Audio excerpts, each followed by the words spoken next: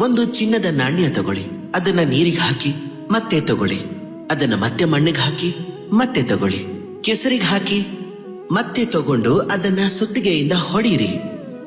ಆದ್ರೂ ಕೂಡ ಚಿನ್ನದ ನಾಣ್ಯದ ಬೆಲೆ ಮೊದಲು ಹೇಗಿತ್ತೋ ಹಾಗೆ ಇರತ್ತೆ ಅಲ್ವಾ?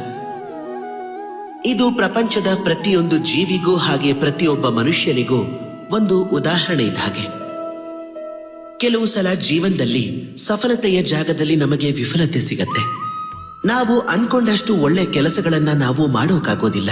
ಕೆಲವೊಂದ್ಸಲ ನಮ್ಮಿಂದ ತಪ್ಪಾಗತ್ತೆ, ಕೆಲವೊಂದ್ಸಲ ನಾವು ತಪ್ಪು ಕೆಲಸ ಮಾಡ್ತೀವಿ, ಕೆಲವೊಂದ್ಸಲ ಪ್ರಪಂಚ ನಮ್ಮನ್ನ ಅರ್ಥ ಮಾಡ್ಕೊಳ್ಳೋದಿಲ್ಲ.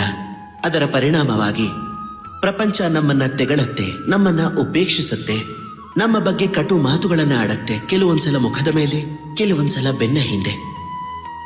ಪ್ರಪಂಚ ಹೇಗ್ ನಡ್ಕೊಳ್ಳುತ್ತೆ ಅಂದ್ರೆ ನಮ್ಮ ಜೊತೆ ಮಾತಾಡೋದೇ ಒಂದು ದೊಡ್ಡ ಅಪರಾಧ ಅನ್ನೋ ಹಾಗೆ.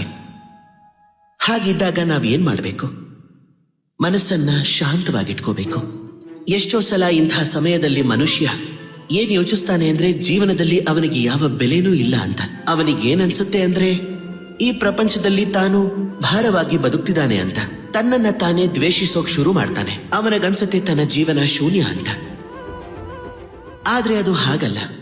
ನೀವು ಕೂಡ ಆ ಚಿನ್ನದ ನಾಣ್ಯದ ಹಾಗೆ. ನಿಮ್ಮಲ್ಲಿ ಅಂಥ ಗುಣ ಇದ್ರೆ, ನೀವು ಒಳ್ಳೆ ಕೆಲಸ ಮಾಡ್ತಿದ್ರೆ, ನಿಮ್ಮಲ್ಲಿ ಆ ವಿದ್ಯೆ ಇದ್ರೆ, ನೀವು ಸತತವಾಗಿ ಪ್ರಯತ್ನ ಮಾಡ್ತಿದ್ರೆ, ಒಳ್ಳೆ ದಾರಿಯಲ್ಲಿ ಮುಂದುವರಿತಾ ಇದ್ರೆ, ಆಗ ನಿಮ್ಮ ಒಂದು ಬೆಲೆ ಏನಿರತ್ತೋ ಅದನ್ನ ಯಾವತ್ತಿಗೂ ಯಾರು ಯಾವುದೇ ಕಾರಣಕ್ಕೂ ಕಿತ್ಕೊಳ್ಳೋಕಾಗಲ್ಲ. ನೀವು ಕುಗ್ಗಬೇಡಿ ಅಷ್ಟೇ. ಯಾವ ಗೌರವವನ್ನ ನೀವು ಕಳ್ಕೊಂಡಿದ್ದೀರೋ ಅದನ್ನ ಪಡ್ಕೊಳ್ಳೋ ಪ್ರಯತ್ನ ಮಾಡಿ.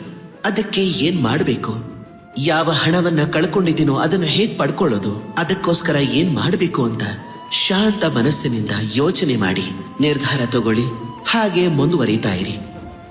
ನೀವು ಈ ಪ್ರಪಂಚಕ್ಕೆ ನಿಮ್ಮ ಕೆಲಸಗಳ ಮೂಲಕ ಈ ಪ್ರಪಂಚಕ್ಕೆ ಖಂಡಿತ ಕಾಣ್ತೀರಾ. ನಿಮ್ಮ ಕೆಲಸ ಒಳ್ಳೇದಾಗಿದ್ರೆ ನೀವು ಒಳ್ಳೆಯವರಾಗಿರ್ತೀರಾ. ಬನ್ನಿ ನನ್ನ ಜೊತೆ ಪ್ರೀತಿಯಿಂದ ಹೇಳಿ, ರಾಧೆ ರಾಧೆ.